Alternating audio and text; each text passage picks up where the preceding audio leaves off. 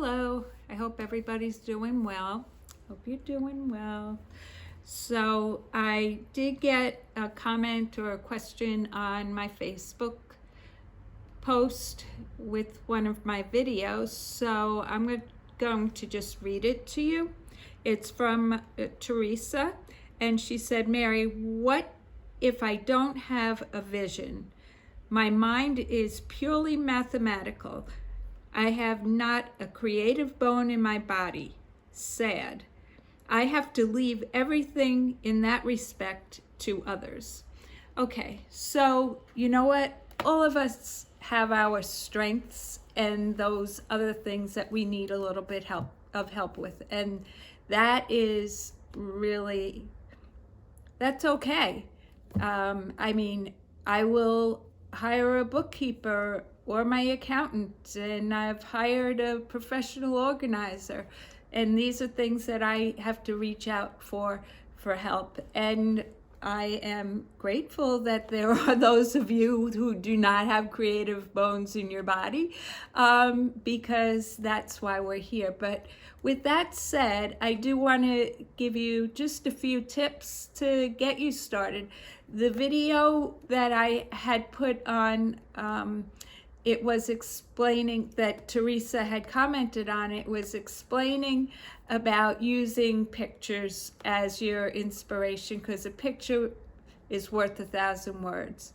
And not to go into that whole video again, but if you save videos either on Pinterest or houzz.com or as a search, or even if you're out and about, you have your phone with you that has a camera, take a picture and then use that as an inspiration just to get an idea of what you like.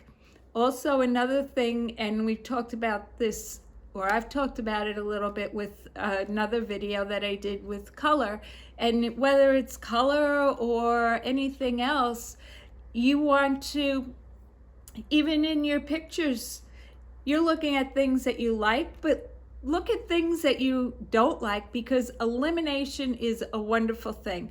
If you have so many choices, then it makes it overwhelming. Eliminate what you don't like. If you see, I don't like a lot of stuff. I like minimal, or I do like to have things on display, or I like a dark sofa, or whatever it is.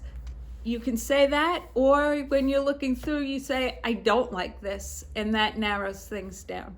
Another thing that I always take into consideration is who, what, where, when, how, and why. So what are you using the room for? Who's going to be using the room? When are you going to be using the room? So you have to take those things into consideration, because, and I'll use an extreme example. You're not going to be decorating a room the same for a young child as you are for, say, for instance, a retired couple. So, you make your choices as far as that. Of course, this is, I'm trying to give you quick tips, but that's one of them. So that's the who's going to be using it. When are you going to be using? Is it going to be during the evening? Is it during the day? So you have to take into consideration the lighting. I'm trying to make this less complicated, but anyhow, so when, where, okay, so those are things that I take into consideration when working with somebody. And then another thing that has to do with that who, what, where, when, how, and why is that I always say that you could have a beautifully decorated room, but if it's not going to function for who, what, where, when, how, and why, it's really doesn't matter if it's beautiful or not, because it's not going to serve the purpose. So even with decorating, you are trying to serve a purpose in the room, and then also create your character, express your character in that room. And for Teresa and for others who do not feel comfortable with it, it's okay that you don't feel comfortable with it. You can't be great at everything. And that's why it is okay to reach out for help. And just as for me, like, there are so many options out there these days that I have decided to do consultations. I mean, I can do a full-blown interior design job, but I choose to do consultations because there are people that just need that little bit of help, guidance, holding their hand, or making a plan for them. And it just explore. If you have any more in-depth questions about what I said, please post them, because I would be happy to put more detail into where you think that you need more information.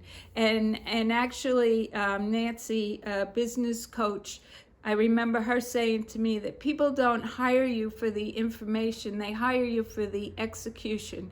So I am happy to share my information with those who do not need the execution. But for those who do, I'm here, and virtual is a wonderful way to do it. But anyhow, in the meantime, I am wishing you a brightly colored day. Please do ask me whatever questions you have, and I'm happy to share them with you. And did I already say it? If not, I'm wishing you a brightly colored day. Take care.